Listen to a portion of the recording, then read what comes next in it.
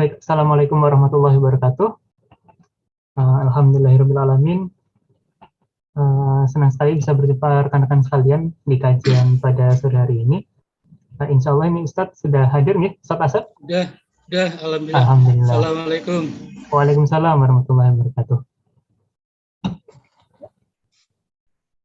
Kameranya belum on, Ustadz? Oh, iya. Ya, ini kebetulan Mas Moderator sedang terkendala di jalan, jadi saya cadangan, Ustadz. Baik, bismillahirrahmanirrahim. Alhamdulillahirrahmanirrahim. Wassalatu wassalamu ala asrofil anbiya wal mursalin Muhammadin wa ala alihi wa sahbihi ajma'in amma ba'du. Rabbi syrah li sadri wa yassir li amri wahlul 'uqdatam min lisani yafqahu qawli. Alhamdulillahirrahmanirrahim. Puji syukur kehadirat Allah Subhanahu wa taala yang telah memberikan kita kemudahan dalam mengadakan acara kajian PCIM, khususnya PCIM Jepang yang bekerja sama dengan PCIM se-Asia Timur. Salam serta salawat semoga tercurah pada Nabi kita Nabi Muhammad SAW. Baik, alhamdulillahirrahmanirrahim, jamaah sekalian, untuk sesi pada sore hari ini insya Allah akan diisi oleh beliau Ustadz Asep Salahuddin. Beliau adalah pengajar dari Mu'alimin dan anggota Majelis Tarjih Muhammadiyah. Untuk itu marilah kita awali dengan membaca basmalah bersama-sama. Bismillahirrahmanirrahim. Selanjutnya, sedikit menyampaikan bahwa acara ini diselenggarakan oleh pimpinan cabang istimewa Muhammadiyah Jepang bekerja sama dengan pimpinan cabang istimewa di daerah Asia Timur seperti Korea Selatan, Tiongkok, dan Taiwan. Selain itu juga bekerja sama dengan lembaga-lembaga Islam yang ada di negara Jepang seperti Komunitas Muslim Indonesia di berbagai daerah, Chiba Islamic Cultural Center, kemudian Muslim Osaka, Muslim Fukuoka, dan keluarga masyarakat Islam Indonesia yang ada di Tokyo. Untuk itu, marilah kita simak penjelasan dari Ustadz mengenai tema hari ini, yaitu menjaga tauharoh di kala sulit. Insya Allah ini sangat relate sekali dengan kondisi Muslim yang ada di negara Muslim minoritas seperti di Jepang, di Korea, dan di Cina. Seperti itu. Untuk Ustadz Asep Salahuddin, kami persilahkan.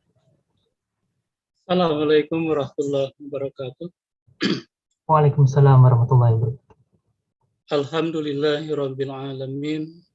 Wassalatu wassalamu ala asrofil anbiya wal mursalin wa ala alihi wa ashabihi ajma'in. Asyhadu an la ilaha illallah wahdahu la syarikalah wa asyhadu anna Muhammadan abduhu wa rasuluh la nabiyya ba'da. Bapak Ibu yang saya hormati, Mas Ridwan, terima kasih saya bisa bersilaturahim meskipun lewat Zoom. Walaupun jauh, kita tetap dalam keadaan dekat hati kita untuk selalu melakukan kajian-kajian keislaman. Pada sore hari ini, saya diminta untuk menyampaikan bagaimana taharah di kala sulit, atau dalam keadaan yang mungkin ada beberapa persoalan.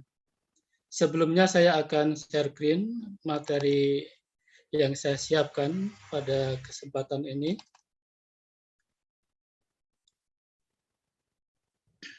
Oh ya, Afwan Ustadz, mungkin background-nya bisa dihilangkan saja Ustadz supaya gambarnya lebih jelas. Oh iya. Oke, makasih. Jadi untuk materi taharah mungkin sedikit saya akan sampaikan kepada Bapak Ibu sekalian. Untuk taharah ini berangkat dari surat Al-Maidah ayat yang kelima, surat yang kelima ayat yang keenam. Jadi kalau bicara tentang taharah, di dalam Islam taharah itu ada 3. Pertama, wudu secara urut ya. Yang kedua, mandi. Yang ketiga adalah tayamum.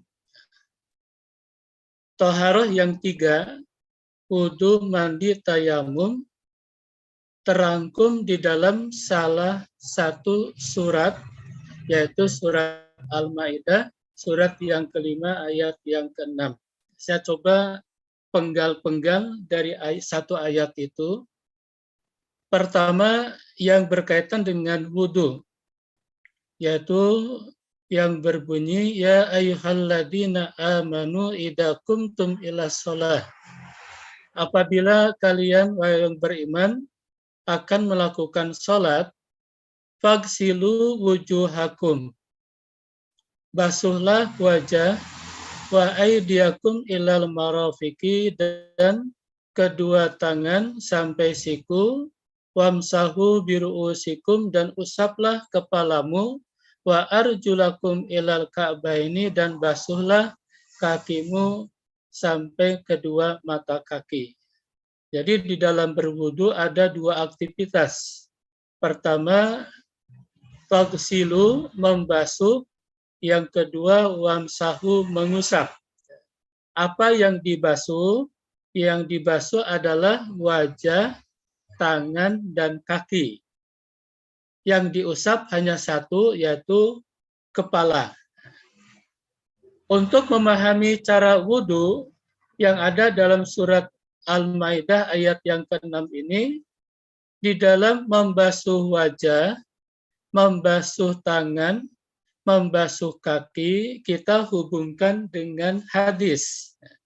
Hadis-hadis yang menjelaskan bagaimana Rasulullah SAW membasuh wajah, membasuh tangan, membasuh kaki. Ternyata di dalam membasuh itu ada yadluku, menggosok. Menggosok di sini menekan, ini menekan. Kemudian yang kedua ada yuhallilu. Kalau di wajah yang yuhalil, menyela-nyelai kalau ada jenggotnya. Sedangkan kalau di tangan dan kaki yang disela-selai adalah jari. Jadi menyela-nyelai jari dan kaki dan menyela-nyelai jari tangan. Sedangkan untuk wajah ada menyela-nyelai jenggot. Nah, untuk wajah di samping menyela-nyelai ada yamsahul maqaini, mengusap sudut mata. Ini saya coba jelaskan secara umum ya. Sehingga nanti ketika ada problem, mana yang harus dilakukan. Jadi ketika bicara tentang wudhu, kita tidak bisa melepaskan pengertian dari ayat itu dikaitkan dengan hadis-hadis yang berkaitan dengan wudhu. Yang kedua, wa in kuntum junuban fattahharu. Dan jika kalian dalam keadaan janabah, junub, maka bertoharohlah, bersucilah untuk membersihkan, mensucikan dari junub, yaitu yang disebut dengan al-ghuslu, mandi wajib. Nah, mandi wajib di dalam hadis tidak disebutkan, di dalam Al-Quran tidak disebutkan, tapi nanti secara rinci disebutkan di dalam hadis-hadis Nabi. Kemudian yang ketiga, potongan dari ayat yang ke-6 surat Al-Maidah itu, yaitu berkaitan dengan tayamum. Wa in kuntum mardo aw ala safarin. Jika kalian dalam keadaan sakit atau sedang melakukan safar, bepergian. Saya nggak tahu nanti Mas Ridwan dan teman-teman ini dikategorikan safar atau tidak. Nanti kalau safar, ya dengan tayamum semua.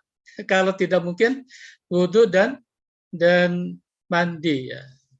Tapi kondisi sakit dan safar itu merupakan kondisi yang membolehkan seseorang kalau tidak bisa melakukan wudhu dan mandi secara sempurna, maka kesempurnaan itu diganti dengan tayamum. Kenapa? Kalau memang orang yang sakit sedang bepergian, auja'a ahadum minkum minal ghaid, dalam kondisi hadas kecil, aula mastumun nisa, atau dalam kondisi hadas besar. Falam tajidu ma'an, akan tetapi tidak bisa mendapati air. Akan tetapi tidak bisa menggunakan air. Ada problem. Akan bersuci dari hadas kecil atau bersuci dari hadas besar, tetapi tidak bisa menggunakan air atau tidak mendapati air. Apa yang dilakukan? Maka diganti dengan tayamum. Tayamum di dalam ayat ini dijelaskan satu cara. Fatayammamu sa'idan thayyiba, tayamumlah dengan debu atau bejana tempat sarana yang mengandung debu. Bagaimana caranya? Famsahu biwujuhikum, mengusap wajah, wa aydikum, dan telapak tangan. Jadi secara ringkas, toharo itu ada 3.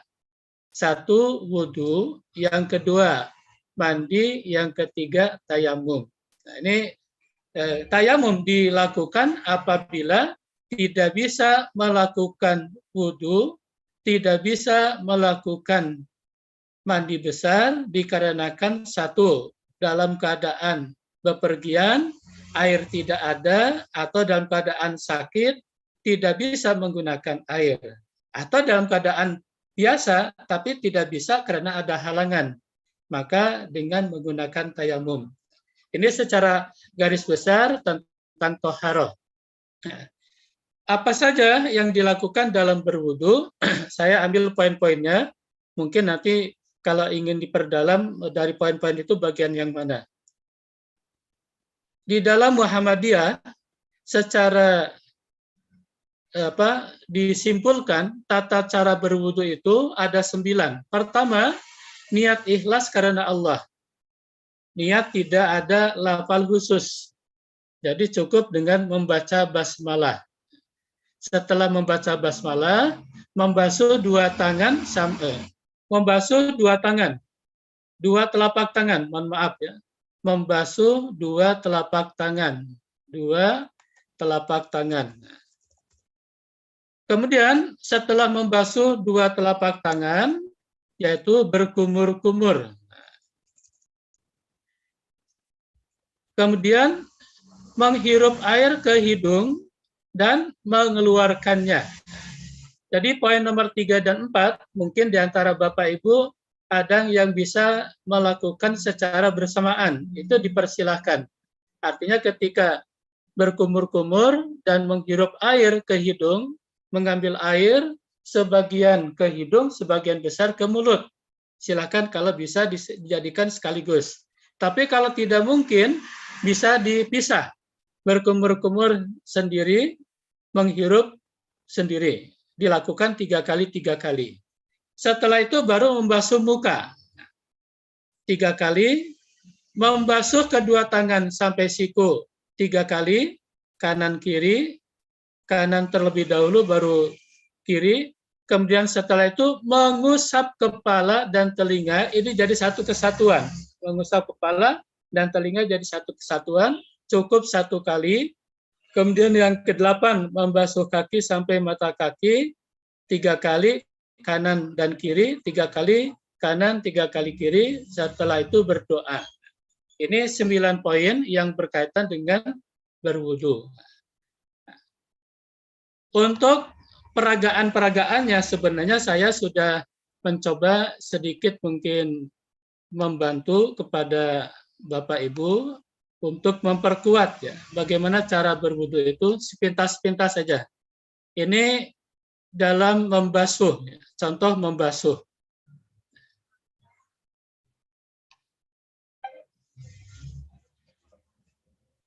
Ini contoh membasuh ya.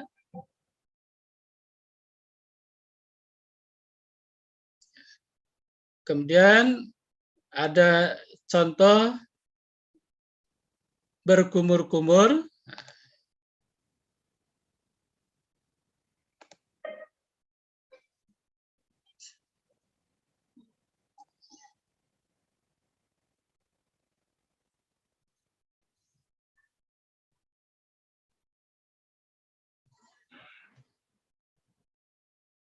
Kemudian ini yang menghirup air. Menghirup air.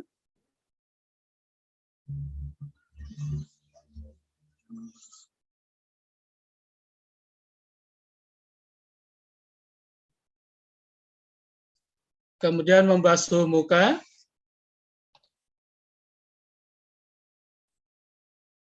Nah, ini cara membasuh mukanya.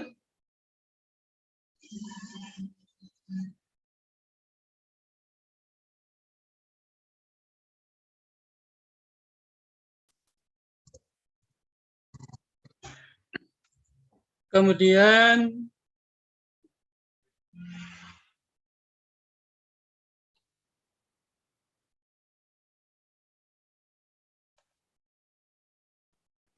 membasuh muka sudah.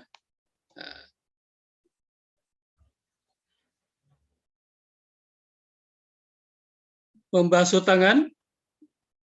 Ini peragaan bagaimana cara membasuh tangan.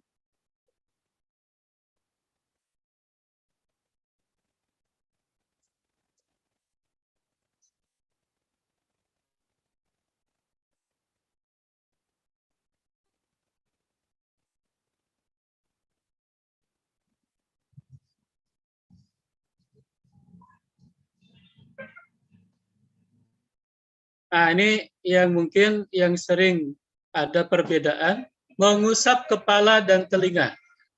Ini jadikan satu. Nah, setelah sampai situ, nah itu telinganya ya. Kemudian membasuh kaki.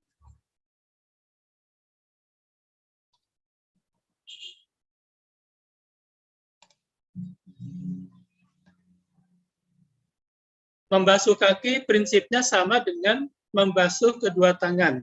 Kalau kedua tangan sampai siku menyela-nyelai, sedangkan kaki sampai mata kaki dan menyela-nyelai. Ini cara ya, yang diperagakan. Kita sudah buat dengan UMY kebetulan.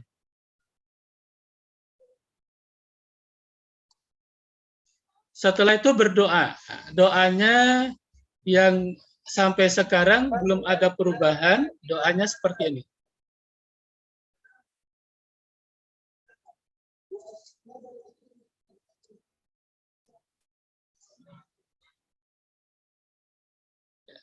Itu tata cara wudhu. Kemudian nanti yang kedua yaitu al-ghuslu, mandi wajib. Ini jadi saya sampaikan secara global dulu. Dalam mandi wajib ada 6 poin. Pertama, niat dengan mengucapkan basmalah. Muhammadiyah tidak menuntunkan adanya niat dengan lafaz tertentu.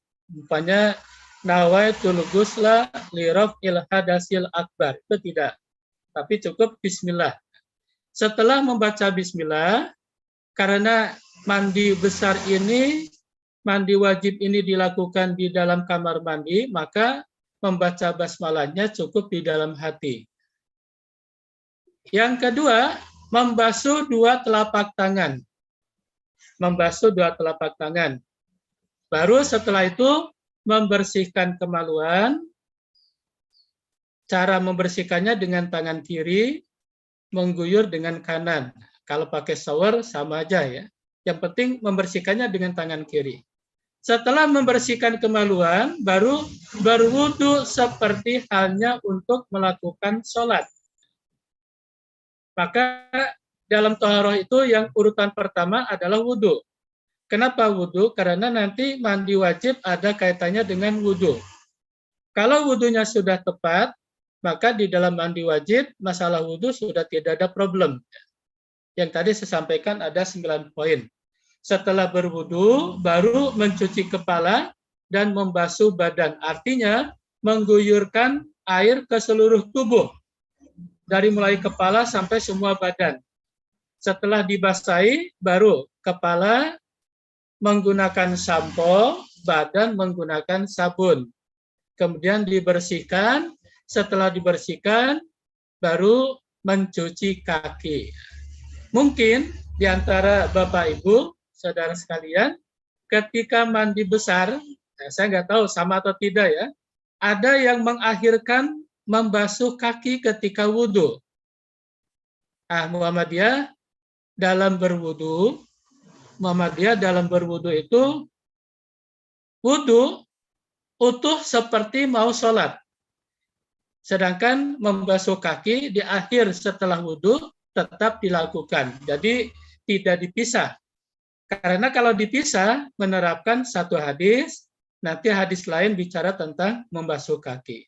Muhammadiyah membacanya dengan wudhu seperti akan melakukan sholat. Artinya utuh, dari mulai membasuh telapak tangan sampai membasuh kaki. Itu cara berwudhu. Kemudian yang terakhir, tayamum. Tayamum lebih ringkas lagi, yaitu cara tayamum mengusap muka dan dua telapak tangan sebagai ganti dari wudhu dan mandi dengan menggunakan debu yang suci. Dan di sini ada kapan tayamum itu dilakukan. Tayamum dilakukan ketika tidak mendapatkan air dan atau ada uzur atau alasan yang dibenarkan oleh syar'i. Misal udara terlalu dingin atau sakit yang tidak dibolehkan terkena air. Sedangkan tata cara lebih praktis. Yang harus diingat bahwa tayamum itu pengganti dari wudhu dan mandi. Caranya, niat dengan mengucapkan basmalah, meletakkan dua telapak tangan ke tanah, tempat yang mengandung debu, meniup dua telapak tangan, mengusap muka, mengusap dua punggung telapak tangan. Caranya bisa saya tampilkan supaya nanti kita lebih utuh ya. Kita ambil ini yang sedang dalam safar. Ini di pesawat ya. Nah, Bapak Ibu kan pakai pesawat pulang pergi ya.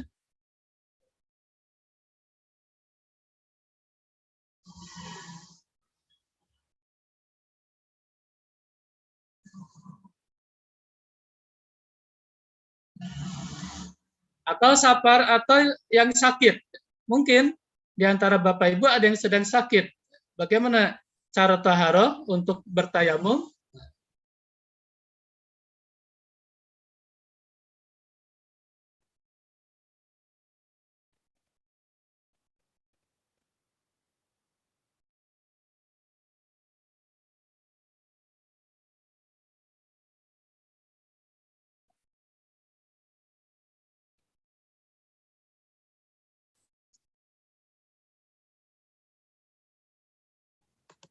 Kemudian yang terakhir peragaan tentang tayamum, ini yang sedang safar, cari air tidak ada, kesulitan.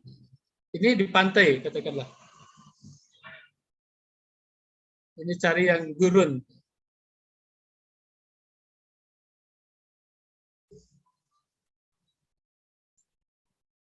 Sarana untuk bertayamum bisa tempat duduk, bisa tembok, bisa seperti ini.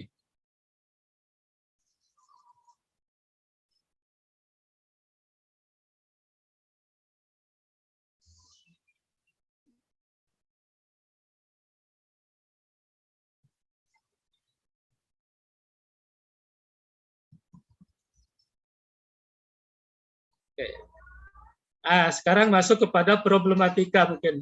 Ini mungkin Mas Ridwan, setelah saya jelaskan tentang wudhu, tentang taharah secara utuh ada 3, wudhu, mandi, tayamum. Nah, sekarang bagaimana dalam keadaan kesulitan? Untuk persoalan itu, kalau secara normal, lakukanlah seperti yang saya sampaikan tadi. Maka dalam keadaan kesulitan, dalam keadaan tidak mungkin dilakukan, kita berangkat dari kaidah usul fikih, kaidah fikih yang berbunyi al-masyaqqatu tajlibut taysir. Kesulitan mendatangkan kemudahan. Kaidah-kaidah fikih ini yang merupakan bagian dari kaidah yang 5 berangkat didasarkan kepada ayat-ayat Al-Qur'an. Jadi kaidah fikih dibuat oleh para ulama dengan mengacu kepada ayat-ayat Al-Qur'an. Pertama, surat Al-Baqarah ayat 185. Yuridullahu bikumul yusra wala yuridu bikumul usra. Allah menghendaki adanya kemudahan. Kemudian surat An-Nisa ayat yang ke-28, yuridullahu ayyuhaffifa ankum. Allah menghendaki adanya keringanan. Maka dua ayat ini berbicara tentang adanya keringanan dan kemudahan. Kemudian didasarkan pula kepada surat Al-Maidah ayat yang ke-6 dan surat Al-Hajj ayat yang ke-78, yaitu wa ma ja'ala 'alaikum fid-dini min haraj, bahwa Allah membuat agama itu dan dalam agama tidak adanya kesulitan. Nah, ini harus disadari bahwa semua perintah, semua larangan yang telah ditetapkan oleh Allah sudah sesuai dengan apa yang ditetapkan, sesuai dengan kemampuan manusia. Ketika ada kesulitan, maka disitulah ada kemudahan. Maka muncul kaidah al-masyaqqatu tajlibut taysir. Kalau ada kesulitan, maka di situ ada kemudahan. Contoh tadi, sulit menggunakan air karena dalam keadaan sakit. Maka Allah memberikan kemudahan, keringanan. Apa keringan dan apa sebab keringan itu? Alasan kemudahan saya kumpulkan ada 7. Jadi keringanan itu tidak asal semua kondisi bisa menjadi ringan. Kita ambil dari beberapa nas. Pertama adalah safar. Contoh tadi dalam surat Al-Baqarah, ya. Wa man kana minkum maridun aw ala safar. Ketika adanya kesulitan untuk melakukan taharah sedang dalam keadaan bepergian, maka bisa tidak secara normal menggunakan wudu, bisa dengan tayamum. Muncullah keringanan, pengganti daripada berwudu adalah dengan adanya tayamum. Begitu juga yang kedua adalah marad, sakit. Kemudian kondisi al-ikrah, terpaksa. Kemudian yang keempat adanya lupa. Kalau sudah lupa berarti ringan, ya, ada kemudahan. Kemudian ketidakmampuan. Artinya ketidakmampuan itu memang untuk melakukan tidak mungkin. Maka di situ tidak ada beban atau tidak ada taklif. La yukallifullahu nafsan illa usaha. Dan yang ketujuh ini yang mungkin yang bersifat umum, ya. Kesulitan yang bersifat umum di mana manusia secara umum sulit untuk melakukan toharo secara normal, maka akan kita temukan yang disebut dengan rukhsah. Kerusahan tadi adanya kaidah al-masyaqqatu tajlibut taysir itu dengan adanya rukhsah. Rukhsah keringanan ada 7 sebab. Yang terakhir, bagaimana bentuk-bentuk kerusahan? Bentuk kerusahan itu ada 6. Pertama adalah tahfif isqat, keringanan yang berbentuk pengguguran. Pengguguran, artinya kalau memang tidak bisa melakukan, maka kewajiban itu menjadi gugur. Contoh, orang yang tidak bisa melakukan sholat Jumat, maka itu tidak melakukan sholat Jumat. Yang kedua adalah tahfifut tangkis, keringanan yang berupa pengurangan. Di sini ada qasar, ya. Qasar untuk melakukan sholat dari 4 menjadi 2. Itu khusus keringanan.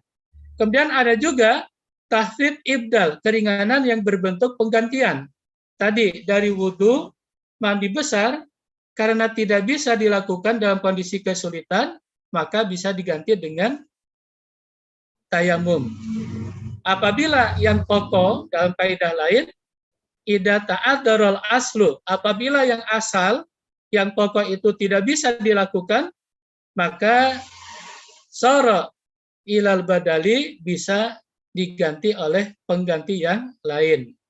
Kalau wudu tayamum tidak mungkin dilakukan, maka ada keringanan yang disebut penggantian, yang disebut adalah tayamum. Kemudian tahfif takdim dan takhir.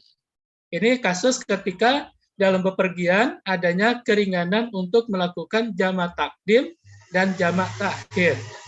Kemudian tahfif tarkhis, keringanan yang berupa kemurahan, dan yang terakhir adalah tahfif tagyir, keringanan yang berbentuk perubahan, terutama dalam kesulitan dalam menghadap ke kiblat, pakai pesawat.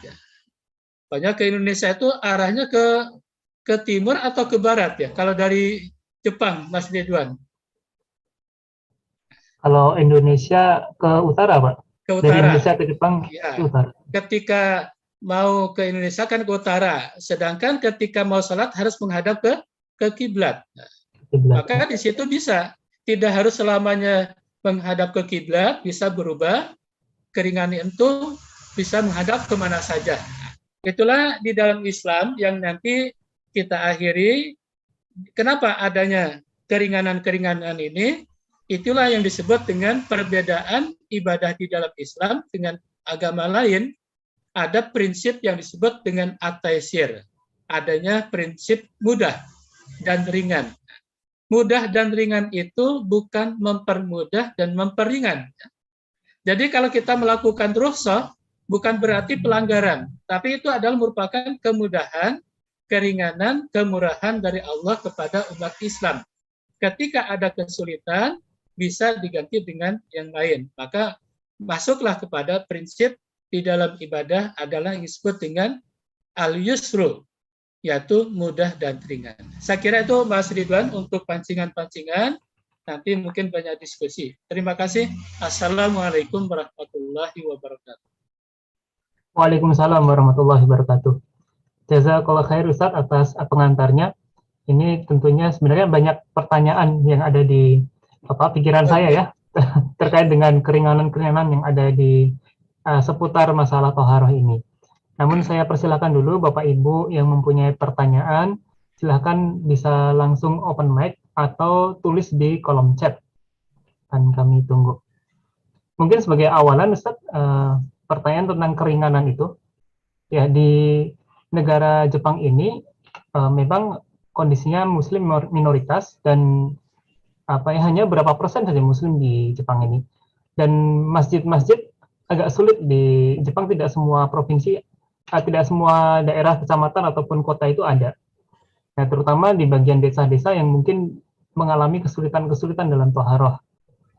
Nah, dalam hal ini seperti sering kita kasus yang kita hadapi adalah adanya pekerja yang harus bekerja secara terus-menerus, sehingga kesempatan untuk sholat itu sulit gitu Ustaz. Apalagi ditambah dengan wudhu yang mungkin untuk membasuh kaki itu agak sulit. Apakah ini bisa disamakan dengan kondisi ketika kita mengambil rukhsah dalam safar, yaitu kaki hanya bisa boleh hanya diusap saja, tidak perlu dibasuh? Ya, terima kasih Mas Ridwan. Jadi kalau kondisi seperti itu kita bukan kepada safarnya ya. Jadi kalau safar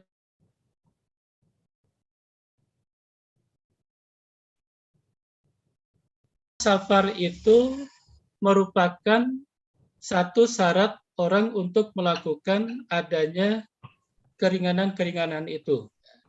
Kalau safar yang dikemukakan, maka pertanyaannya, apakah orang yang dari Indonesia pergi keluar Indonesia, keluar negeri, apakah itu disebut dengan safar?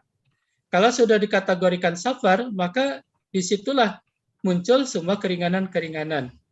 Tapi ada yang berpendapat ketika ada keringanan itu, apabila di satu tempat itu memang bisa leluasa untuk melakukan wudhu, tayamum, wudhu dengan mandi secara normal, artinya tidak melakukan rukhsah, tapi tetap secara normal. Nah, ini kembali kepada kondisi. Pertama, kita apakah memposisikan Mas Ridwan dan teman-teman itu sebagai musafir selama sekian tahun kan itu. Kalau memposisikan sebagai musafir selama sekian tahun, selama studinya di sana belum rampung sebagai musafir, berarti apapun bisa dilakukan. Puasa bisa tidak puasa, itu kalau musafir kan itu. Tapi ternyata tidak posisinya sebagai safar karena sudah menetap ya. Menetap di sana, maka lakukanlah secara normal. Ketika melakukan secara normal, ada kesulitan. Nah, kesulitan itu tadi yang saya sampaikan dalam beberapa poin, apakah kesulitan itu berkaitan dengan problem yang berkaitan dengan masalah tidak mungkin untuk melakukan, karena sebabnya mungkin bukan bepergian, bukan karena sakit, atau memang kesulitan secara umum. Karena ada kesulitan secara umum, kaidah tadi, al-masyaqqatu taglibut taysir, apabila ada kesulitan, maka menimbulkan adanya kemudahan. Kemudian muncul kaidah turunan dari kaidah itu adalah idza daqa, apabila suasana itu sempit, maka ada peluang untuk memberikan kelonggaran. Dan apabila kelonggaran itu untuk dilakukan sudah normal kembali, maka kembali lagi. Maka ini kasus seperti ini, kalau memang tidak bisa berwudu secara sempurna, tidak ada istilah yang disebut dengan khuf. Ya. Kalau memang tidak sempurna, ya udah lakukan tayamum. Itu kan karena tadi alasan kenapa tayamum, karena tidak memungkinkan. Tidak memungkinkan itu karena kondisi yang ada di sekitar kita yang menghalangi untuk bisa melakukan wudhu secara normal, atau karena kondisi yang memang itu mengharuskan yang ada dalam diri kita, kondisi sakit itu kan dari kita, tapi ada di lingkungan kita ada halangan, kita mau lewat tidak mungkin, kalaupun kita lewat nanti waktu sholat habis, maka di situ muncul kesulitan. Maka di sini masuk kepada nomor 7, yaitu adanya kesulitan secara umum. Bukan karena safar. Kalau safar nanti kan semua harusnya safar diberlakukan. Puasa, apakah sekarang Bapak Pak Ridwan dan teman-teman juga melakukan mengganti puasa karena safar atau biasa? Nah, memang ini perlu ada alasan-alasan, tapi tadi saya sudah sampaikan, alasan itu paling tidak berdasarkan nas. Bagaimana alasan berdasarkan nas? Yaitu alasan yang dilakukan sesuai dengan nas-nas hadis, diantaranya ayat Al-Quran dan hadis. Kalau ayat Al-Quran ada safar, ada sakit. Kemudian kalau nas ada ikrah, kemudian ada lupa, kemudian ketidaktahuan atau al-jahil, kemudian tidak mampu, kemudian kesulitan secara umum. Itu Mas Ridwan. Baik, jazakallah Ustaz.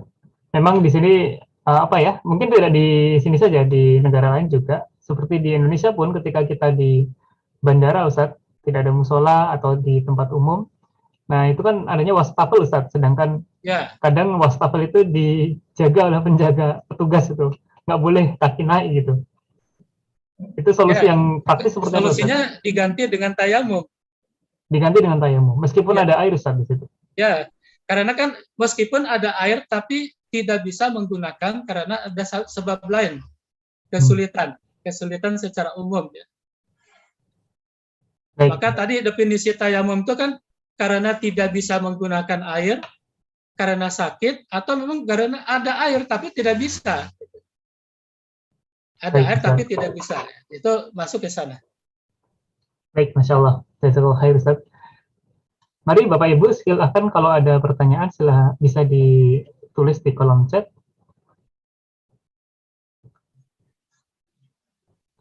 Oh ya, ini teman-teman di PC di Jepang sedang berbuka puasa, Ustaz. Baru saja azan. Kami ucapkan selamat berbuka puasa. Dan ya, bagi yang masih puasa di Indonesia, tetap bersabar, insya Allah, banyak-banyak berdoa. Baik, apakah ada pertanyaan lagi dari teman-teman PCIM?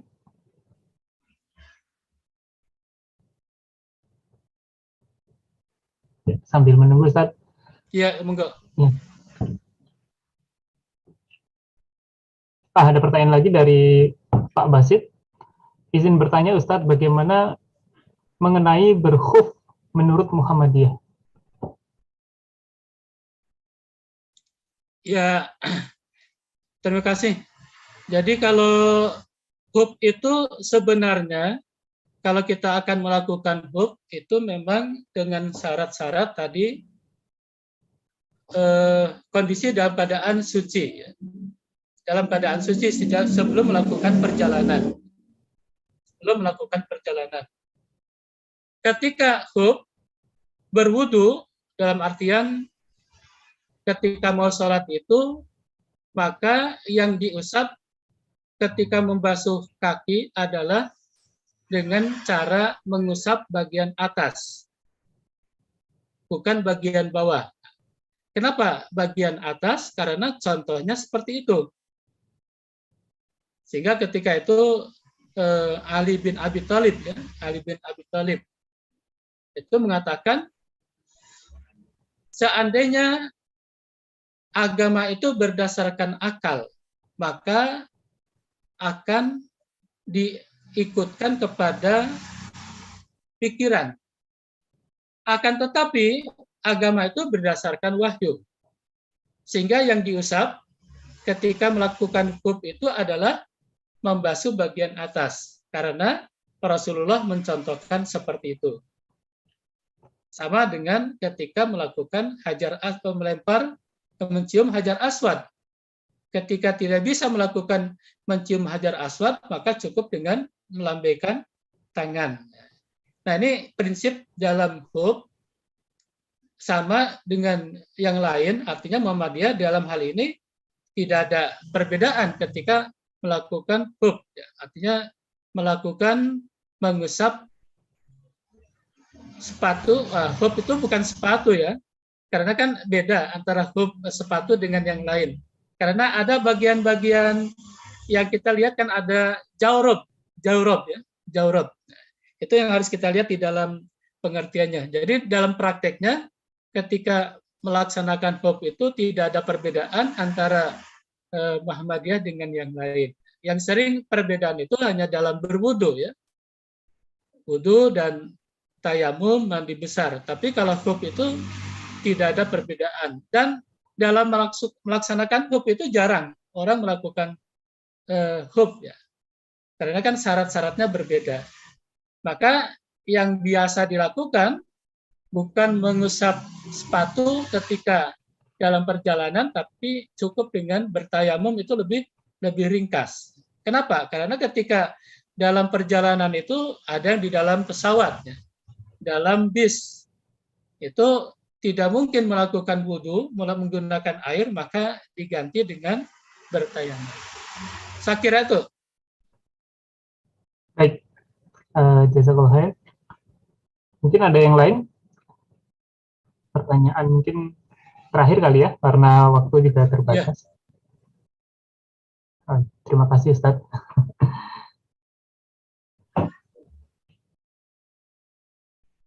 Di Jepang sudah buka nih. Ya, alhamdulillah tadi saya matikan kamera sebentar buka puasa. Di Jogja baru 4:30 nih. Iya, ini alhamdulillah cuaca di Jepang sudah mirip dengan Jogja, sudah musim semu.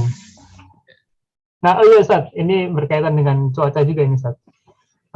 Seperti yang saya sampaikan sebelumnya di chat, bahwa topik ini dimulai dari permasalahan ketika kita menghadapi cuaca yang sangat dingin dan juga sangat panas.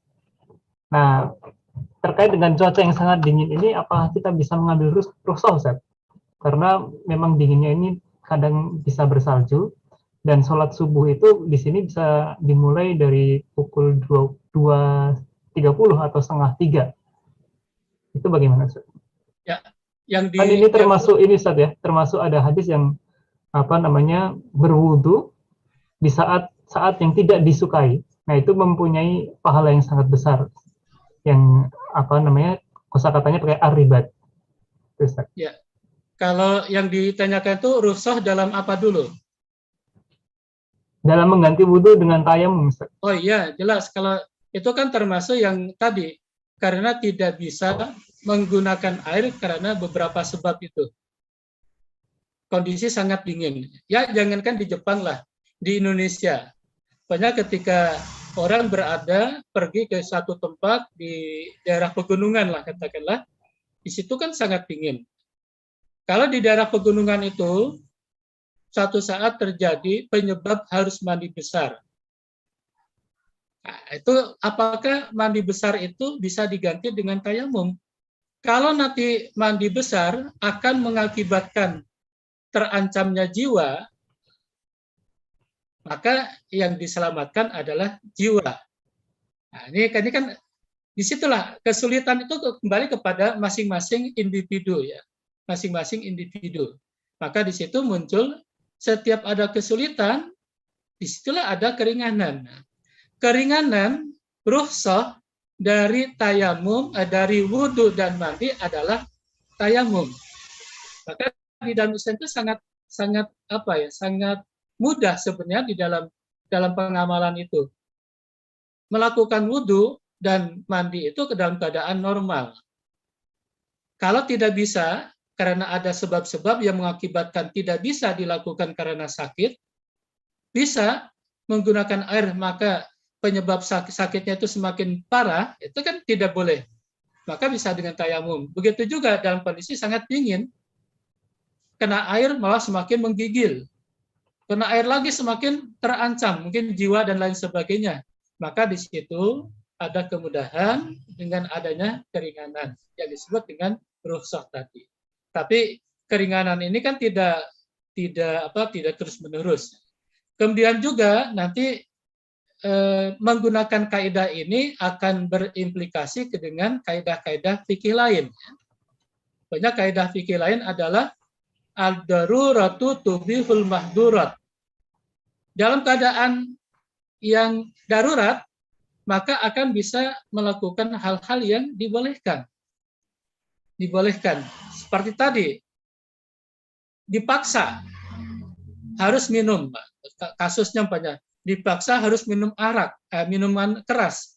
Kalau tidak minum, maka akan terancam hidupnya. Itu kan bisa memilih. Memilihnya dengan karena terpaksa berarti boleh. Bukan berarti menjadi halal. Ya. Statusnya tetap. Ketika mengambil kerusuhan, bukan berarti, ini titik tekannya, ketika orang Islam itu mengambil kerusuhan, mengganti wudhu dengan mengganti wudhu dan mandi dengan tayamum, bukan berarti itu penyimpangan. Jadi ketika mengambil kerusuhan, baik dengan tayamum atau dengan yang lain, bukan berarti itu adalah satu penyimpangan, tetapi itu adalah syariat. Syariat Islam ketika ada kesulitan, adanya kemudahan. Maka disitulah Allah memberikan penutup dalam surat Al-Baqarah, la yukallifullahu nafsan illa wus'aha. Ketika puasa, ketika ada kesulitan, orang yang hamil, bepergian, memang kalau tidak mungkin, tidak boleh memaksakan. Maka di situ yuridullahu bikumul yusra wala yuridullahu bikumul usra. Bagaimana kemudahannya? Kemudahannya bisa dengan fidyah. Nah, itu kasus dalam puasa kan itu. Kalau dalam taharah, keringanannya hanya satu, mengganti wudhu atau mandi ya dengan tayamum. Jadi tidak sebagian diganti tayamum, sebagian berwudhu. Ini tidak ada istilah seperti itu. Kalau ingin diganti, mengambil keringanan, ambillah yang disebut dengan tayamum. Maka tayamum itu lebih praktis ya. Hanya menekankan tangan ke tempat yang mengandung debu, meniup, bismillahirrahmanirrahim, mengusap muka, mengusap telapak tangan kanan, punggungnya, tangan kiri, udah selesai. Ini mengganti dari mandi dan tayamum. Nah ini kasusnya kan seperti di Jakarta ya. Ketika pulang kerja di traffic light dan antri, itu bagaimana? Ada keringanan bisa dengan jamaah. Itu kan jamahnya jamaah takhir. Kalau memang mau sholat di situ, karena antrinya banyak, dan itu mandek, macet, ya sudah, sholat di kendaraan dengan cara tayamum kan itu. Itu namanya keringanan. Jadi, ya Allah lah memberikan keringanan kepada umat Islam, dan ini kemudahan bagi kita sebagai orang yang beriman. Ketika ada kesulitan, maka carilah kemudahan. Saya kira itu Mas Ridwan sebagai penutup. Mudah-mudahan nanti teman-teman bisa menjalankan semua ibadah itu dengan sebaik-baiknya. Seandainya tidak mungkin itu dilakukan dengan normal, maka dicari atau diganti dengan bisa menggantikan kalau dalam taharah, pengganti dari wudu dan mandi besar adalah dengan tayamum. Terima kasih. Baik, jazakallahu khairan katsira kepada Ustadz Asep Salahuddin yang telah memberikan penjelasan tentang toharoh. Ini menjadi wawasan kita juga bahwa mengambil rukhsah bukan berarti beringan-ringan dalam beragama, karena rukhsah adalah bagian dari syariat. Nah, untuk menutup pengajian kali ini, kami mohon Ustadz untuk memimpin doa, Ustadz, sedikit sebagai penutup. Ya, terima kasih. Bapak Ibu yang saya hormati, di dalam Islam, ajaran ibadah mengandung beberapa prinsip. Salah satu prinsip dalam ibadah itu adalah adanya ringan dan mudah. Ketika ada kesulitan, maka Allah memberikan kemudahan dan keringanan. Keringanan bisa berupa pengurangan, keringanan bisa merupakan penggantian, dan juga bisa mengakhirkan pelaksanaan. Artinya kalau tidak mungkin melakukan sholat pada waktunya secara tepat, bisa dilakukan dengan jamak. Dengan jamak takhir, itu adalah merupakan kemudahan yang diberikan oleh Allah Subhanahu wa Ta'ala. Mudah-mudahan dengan adanya kemudahan dan keringanan ini, berangkat dari ayat-ayat Al-Quran dan hadis-hadis Nabi, kita bisa mengamalkan ajaran Islam ini dengan sebaik-baiknya. Terima kasih, saya mohon maaf yang sebesarnya. Assalamualaikum warahmatullahi wabarakatuh. Waalaikumsalam warahmatullahi wabarakatuh. Alhamdulillahirrahmanirrahim, demikianlah pengajian kita pada sore hari ini. Namun izinkan saya share sedikit tentang program APCM. Yang pertama adalah, sudah nampak belum ya? Sudah, enggak? Share program PCM ya. Yang pertama adalah penyaluran zakat infak sedekah yang dilakukan oleh PCM dan dapat disalurkan di rekening PCM Jepang yang sudah tertera di layar. Dan insya Allah untuk besok pengajian Ramadan hari Kamis akan diisi oleh beliau Ustadz Profesor Dr. Mukti Abdul Mukti dari pimpinan Pusat Muhammadiyah dengan mengambil tema pendidikan Islam untuk penguatan identitas Pancasila. Baik, demikian pengajian pada sore hari ini. Marilah kita akhiri dengan baca hamdalah dan doa kafaratul majelis. Alhamdulillahirabbil alamin. Subhanakallahumma wa bihamdika asyhadu an la ilaha illa anta astaghfiruka wa atubu ilaik. Billahi taufiq wal hidayah, nasrun minallahi fathun qarib, wa basyiril mu'minin. Assalamualaikum warahmatullahi wabarakatuh. Waalaikumsalam warahmatullahi wabarakatuh. Sekali lagi jazakallahu khair Ustaz. Ya, sama-sama. Terima kasih. Saya undur diri ya, Mas. Mari. Baik, terima kasih Bapak Ibu sekalian yang telah hadir. Insya Allah ditunggu lagi besok dan jangan lupa info ini disebarkan supaya jadi amal jariah kita semua. Kami pamit. Assalamualaikum warahmatullahi wabarakatuh.